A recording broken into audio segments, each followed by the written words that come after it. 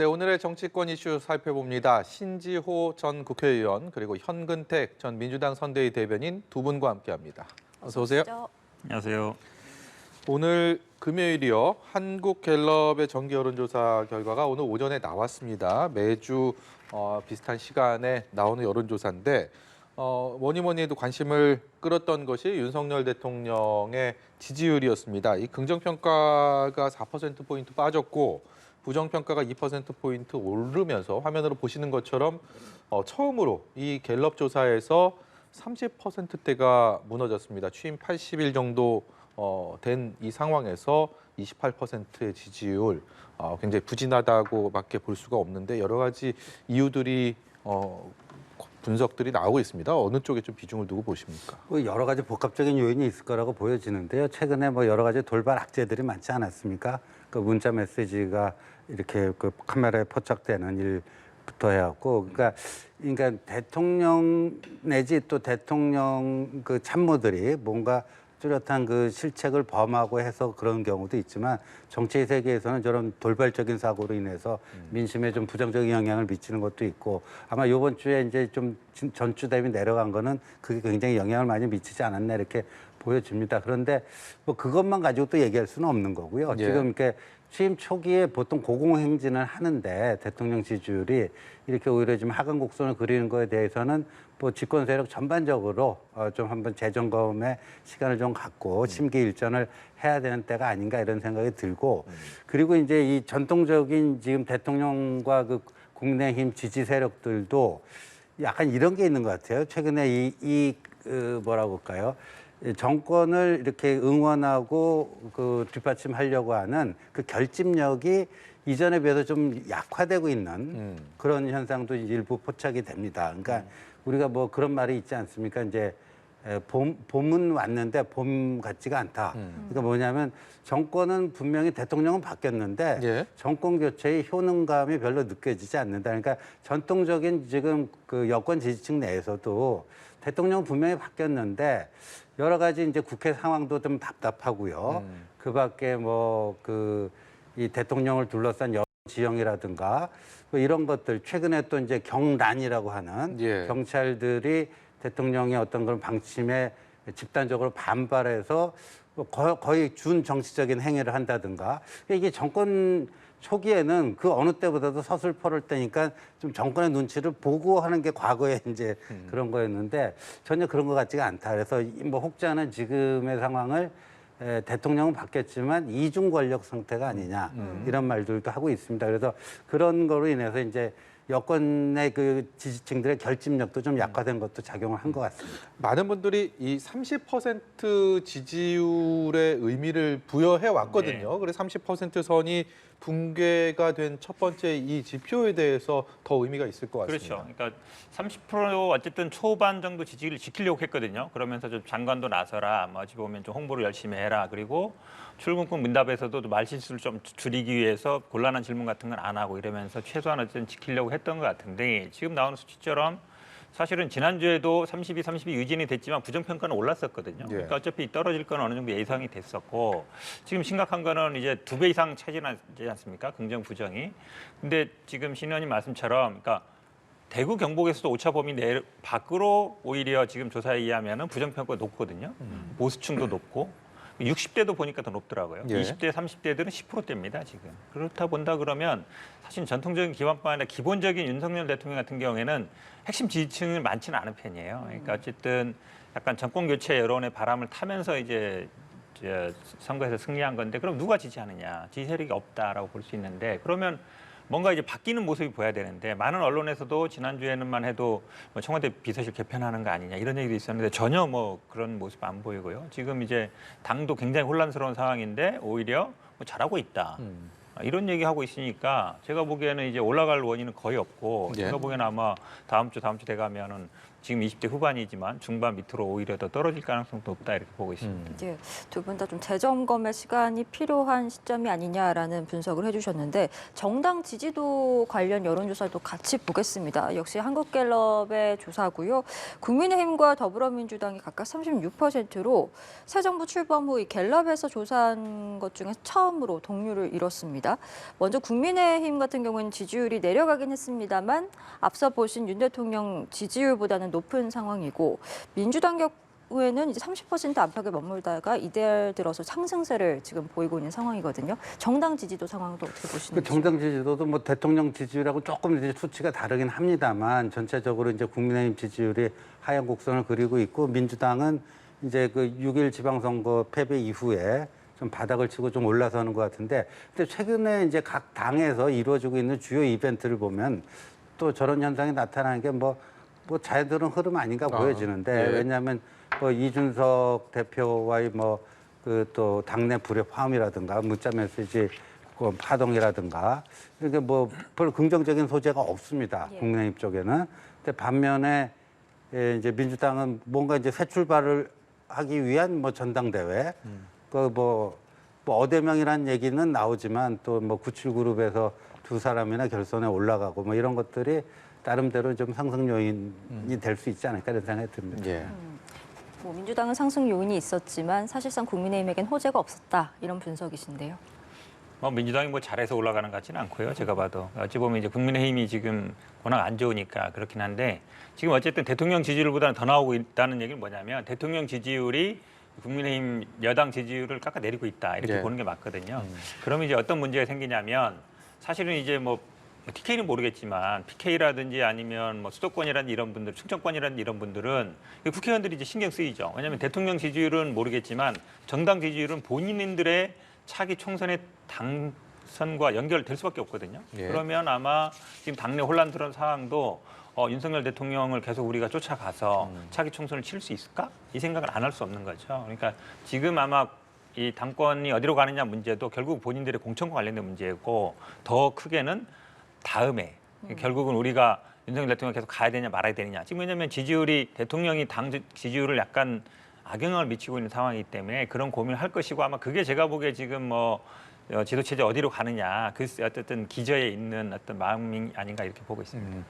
어찌됐든 간에 국민의힘은 이런저런 악재들 속에 오늘 오전에 배현진 최고위원이 최고위원 중에서 처음으로 사퇴를 하겠다, 최고위원직을 내려놓겠다라고 선언했습니다. 배현진 최고위원의 목소리 듣고 관련된 질문 드리도록 하겠습니다. 저는 오늘 최고위원직에서 사퇴합니다. 윤석열 정부가 5월에 출범한 이후에 국민들께서 저희에게 많은 기대와 또 희망으로 잘 해보라는 그런 바람을 심어주셨는데 저희가 지금 80여일이 되도록 속 시원한 모습으로 국민들께 그 기대감을 충족시켜 드리지 못한 것 같습니다. 마땅히 책임져야 하고 끊어내야 할 것을 제때 끊어내지 않으면 더 큰 혼란이 초래된다고 생각합니다. 죄송한 말씀이지만 저 말 그대로 받아들여지지는 않습니다. 뭔가 단연히 무슨 책임뿐만이 아니라 그 이면에 최고위원직 사퇴하는 데는 여러 가지 것들이 좀 함의돼 있고 그리고 앞으로의 또 상황들에 대한 전망까지 좀 녹아 있지 않을까라는 생각이 드는데 오늘 뭐 초선들도 또 성명서를 냈고 네. 국민의힘 굉장히 시끄럽습니다. 네, 그러니까 국민의힘에서는 저런 이제 현상이 앞으로 더 좀 격화되지 않을까 저는 그렇게 전망을 하는데요. 그럴 수밖에 없는 게 그 대통령이 당의 지지율을 깎아먹는지 거꾸로 당에서 대통령을 제대로 뒷받침을 못해서 그런지 문자 공개 파동은 뭐 사실상 그 과거에는 그러면 대통령과 여당 당 대표 간에 저런 사적 대화가 없었겠느냐. 당연히 있었죠. 문제는 노출되지 않았으니까 다 모르고 그냥 지나갔을 뿐입니다. 그리고 이게 이제 인간이 하는 거다 보니까 어떻게 그냥 뭐 공식적인 석상에서 공식적인 대화하듯이 이렇게 할 수는 없는 거거든요. 그렇기 때문에 이제 공식적인 것과 물밑 대화라는 게 있는 겁니다. 근데 과거에는 대통령의 대화가 저렇게 리얼하게 이렇게 노출된 적이 없었어요. 네. 그러니까 오히려 당이 제대로 받쳐주지 못하고 있다. 근데 윤석열 대통령이 그 점에서는요, 역대 대통령들하고 굉장히 다른 게 세 가지가 없어요. 그러니까 강력한 지역적 기반이 없고, 그 다음에 골수 그 지지층들이 없습니다.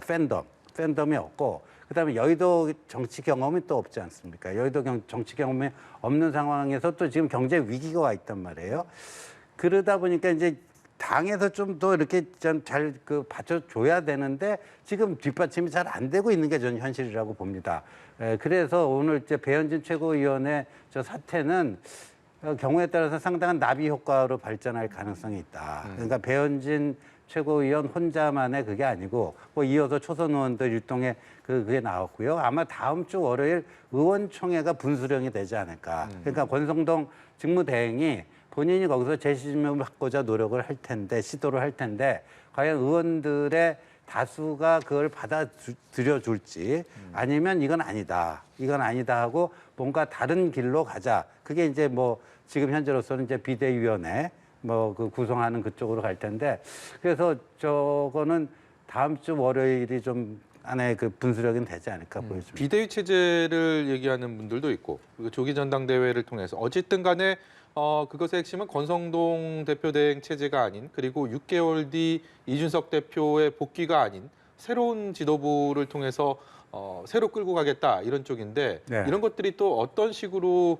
작용하게 될지에 대한 것도 좀 관심이 많이 갑니다. 그 당헌 단계 살펴보면요, 이제 그 비대위 구성 요건이 당 대표가 거리가 되거나 또 최고위원회가 기능 상실했을 때 비대위를 구성할 수 있게 돼 있습니다. 근데 지금 당 대표는 이제 권위가 아니고 사고다 해갖고 지난번에 이미 유권 해석을 내리고 당론을 그렇게 다 예. 모아가지 않았습니까? 그러니까 이제 최고위원회 기능 상실이거든요.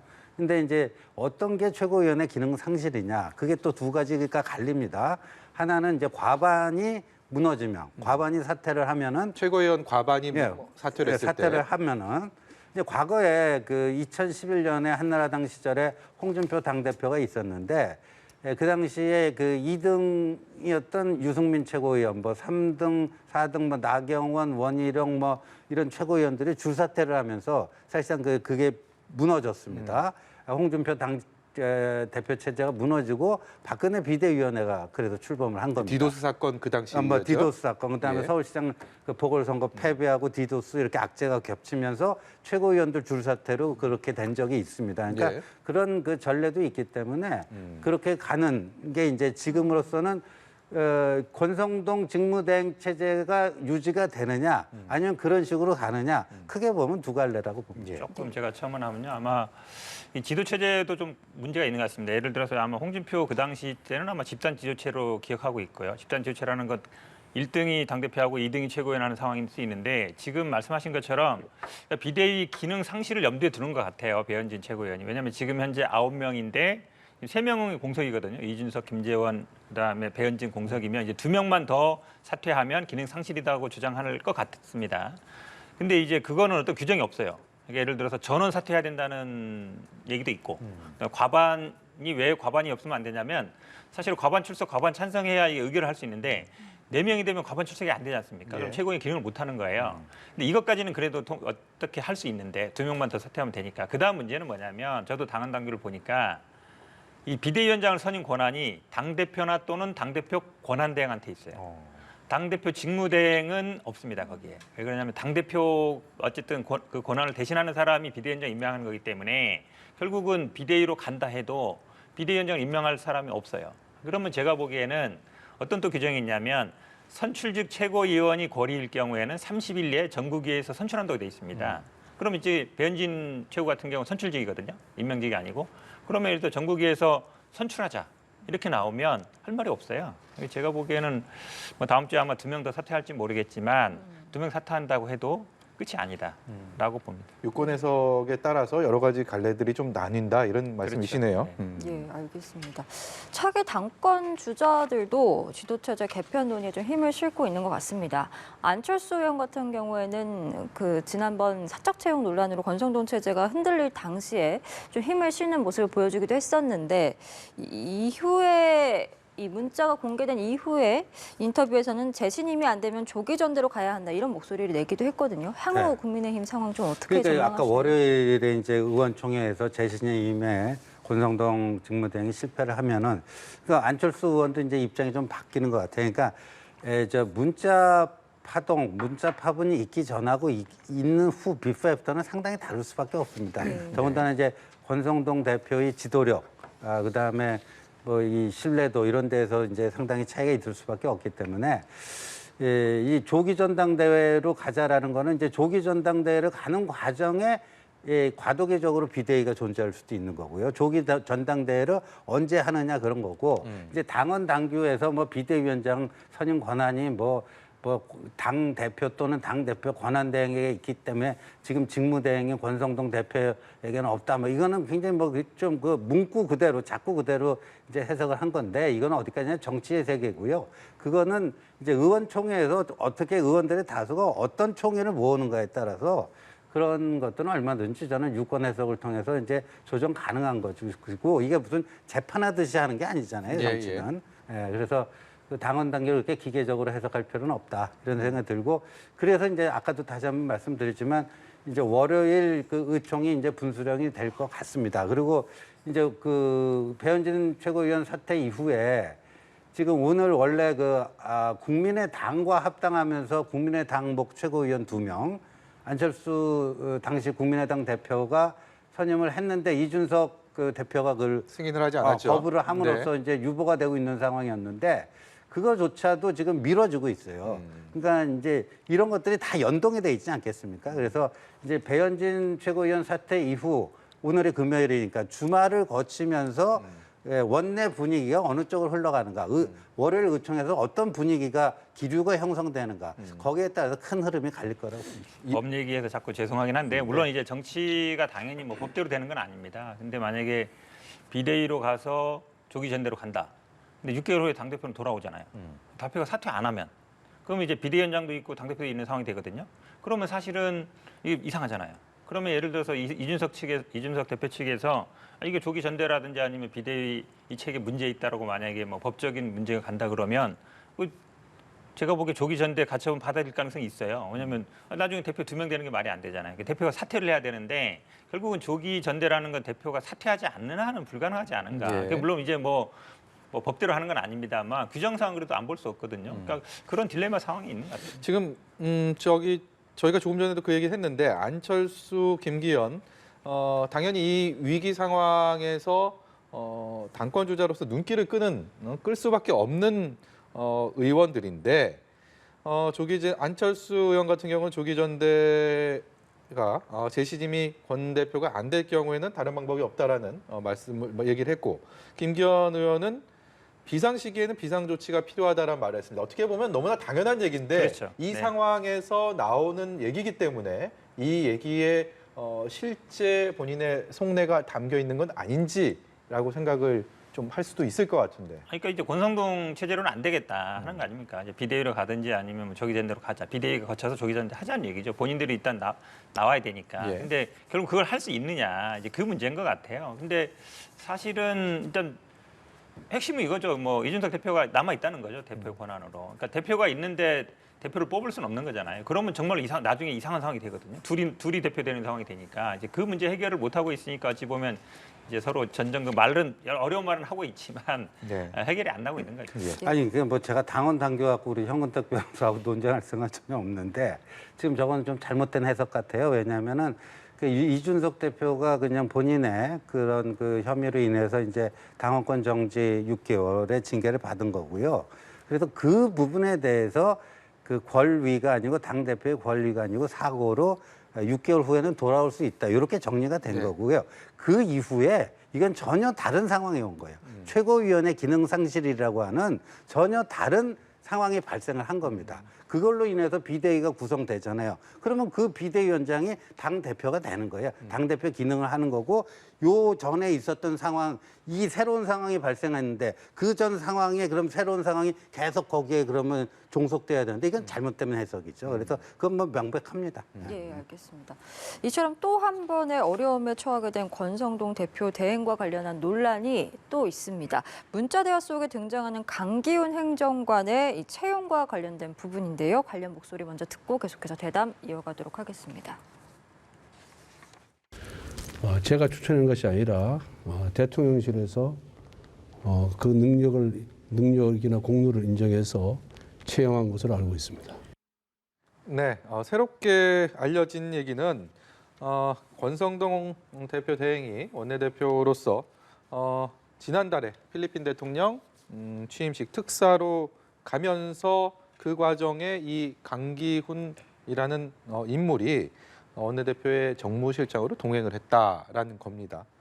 이 논란, 이 얘기의 본질은 어디에 있다고 보십니까?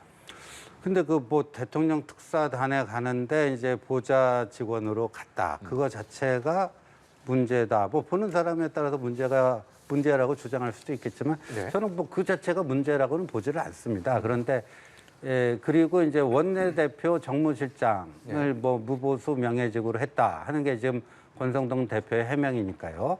그런데 권성동 대표의 해명 중에 혹여 거짓 해명이 있다. 그런 문제가 있는 거죠.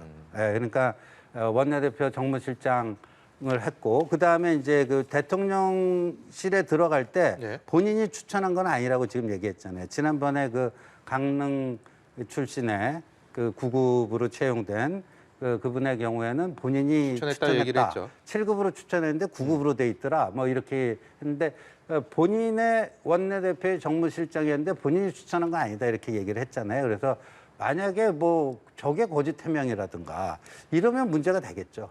이런 문제가 되는데 그게 지금 뭐 밝혀지지 않은 상태에서 저 자체만 갖고 뭐가 문제다? 뭐 이거는 뭐 입장에 따라서 좀 다를 수 있겠지만 저로서는 뭐 크게 아직까지는 별 문제는 없다 이렇게 봅니다. 예, 여기에 대해서는 현근택 대변인의 말씀도 좀 들어야 될 것 같습니다. 기본적으로 이제 이분이 과거에 어떤 일을 했냐가 중요하죠. 보니까 뭐 자유의 새벽당이라는 걸 운영했던 대표였고 거기에서 또 주장하는 걸 보면은 뭐 탄핵에 뭐 중국 공산당이 관여됐다거나 지난번 총선이 뭐 부정선거다 이런 걸 강력하게 주장하던 보수 우익 유튜버인데 이분이 근데 단순히 뭐 행정관으로 근무할 수 있겠죠. 뭐 그럴 수 있는데 지금 권성동 그러니까 당 대표 지금 권한을 행사하고 있는 분이 대통령한테 보고하면서 뭐 함께 뒤에는 뭔지 모르겠습니다. 함께 뭐 들어간다, 함께 만난다, 뭐 여러 가지 해석될 수 있지만 그 정도 역할을 하고 있다는 거 아니겠습니까? 그러니까 사실은 뭐 수석들도 대통령하고 직접 못 만난 게 많거든요. 그런 만큼 이제 중요한 역할을 하고 있는데 이분이 지금 과거 그럼 일을 했던 게 아마 선거 과정에 뭐 예를 들어서 여가부 폐지라든지 그런 역할을 했다는 알겠는데 정치적인 성향 자체가 지난번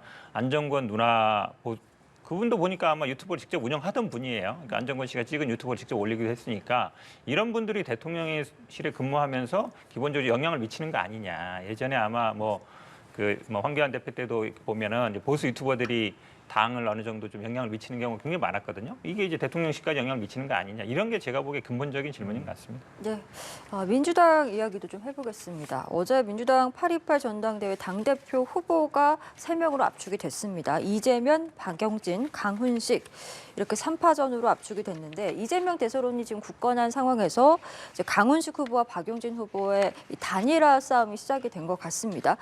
박 의원 같은 경우는 여론조사 방식을 요구하고 있고 강 의원 같은 경우에는 파격적 단일화를 하자 이렇게 강조를 하고 있는데 단일화 가능성 좀 어떻게 점치고 계신지요? 저는 뭐 쉽지 않다고 봅니다. 아마 박영진 의원이 여론조사 얘기하는 걸 여론이 본인이 더 나올 것 같고 강훈식 의원이 뭐 파격적이라는 건 단판하자는 얘기지 않습니까? 근데 둘 다 어찌 보면 예를 들어 단일화가 되려면 이제 둘이 합쳤을 때 1등 후보를 이길 수 있다. 이게 전제돼야 되거든요. 근데 지금 저희 당 아마 뭐 규정은 아시겠지만 기본적으로 여론조사도 무당층이라든지 민주당 지지자를 상대로 하게 돼 있고 그다음에 당원이라든지 대의원 비율이 높지 않습니까? 그러면 여기에서 두 사람이 합쳤을 때 이길 수 있느냐? 이게 근본 질문이에요. 근데 그렇지 않습니다. 수치상 보면. 그러면 그다음에 이제 선거 비용에도 많이 들어가거든요. 뭐 8, 9천만 원 이상씩 납부하게 돼 있는데 그래서 본인이 얻을 게 뭐냐?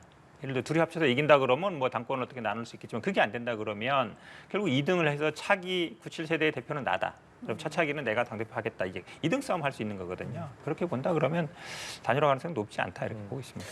이 예비 경선 과정에서 민주당 내는 물론이고 그리고 국민의힘도 그렇고 이재명 의원의 뭐 어대명이다라는 얘기는 하지만 사법 리스크를 많은 분들이 꼽고 있습니다. 최근에 관련된 뭐 수사도 있었고 또 좀 그거와 연관된 좀 의혹이 있는 사건도 있었고요. 그런 것들 전반적으로 좀 어느 정도 영향을 좀 미칠 수 있을 거라고 보십니까? 그런데 이게 또 뭐 당원 당규 얘기가 돼버리는데 지금 국민의힘의 당원 당규를 보면 이제 뭐 부정부패 혐의 등으로 기소가 되면은 별도의 윤리위원회를 개최해서 징계할 필요가 없습니다.